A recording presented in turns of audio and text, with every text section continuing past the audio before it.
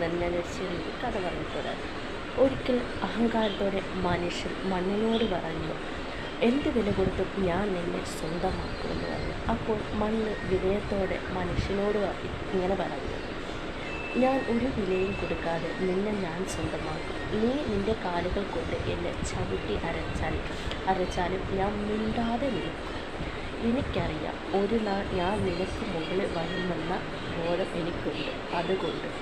അതുകൊണ്ട് തന്നെ നമ്മളെവിടെയെങ്കിലും പരാജയപ്പെട്ടു, ആരെങ്കിലും നമ്മളെ കളിയാക്കുന്നുണ്ട് എന്ന് വെച്ച് നമ്മൾ ഒരിക്കലും തളരാതെ നമ്മൾ ആത്മവിശ്വാസത്തോടുകൂടി മുന്നേറണമെന്നാണ് ഈ കഥയിൽ നിന്ന് എനിക്ക് മനസ്സിലായത്. ഞാനിത് വായിച്ചപ്പോൾ എനിക്ക് അങ്ങനെയാണ് തോന്നിയത്.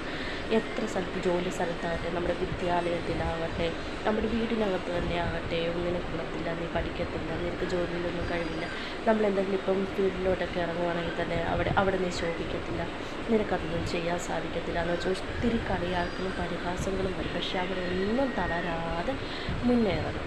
ഇപ്പം തന്നെ ഞാൻ ഈ വീഡിയോ ഇടുമ്പോൾ ഈ വീഡിയോയ്ക്കിടയിലും വലിയ ഇഷ്ടംപോലെ കമൻറ്റുകൾ വരും. എന്ന് വെച്ച് ഞാൻ ഈ വീഡിയോ ഇടുന്ന രീതിയൊന്നും നിർത്താൻ പോകുന്നില്ല. അതുപോലെ തന്നെ നമ്മൾ ഒരു സ്ഥലത്ത് ആരുടെ കളിയാക്കലും കേട്ട് ആരുടെ വാക്കുകൾ കേട്ട് നമ്മൾ ഒരിക്കലും തളരാതെ നമ്മുടെ ലക്ഷ്യത്തിലേക്ക് മുന്നേറണം. എന്നാലേ നമുക്ക് ജീവിതത്തിൽ വിജയം സംഭവിക്കത്തുള്ളൂ. നമ്മൾ ചെയ്യുന്നത് ഇഷ്ടമില്ലാത്തവർ കാണണ്ടല്ലോ, ഇഷ്ടമുള്ളവർ കണ്ടാൽ മതി.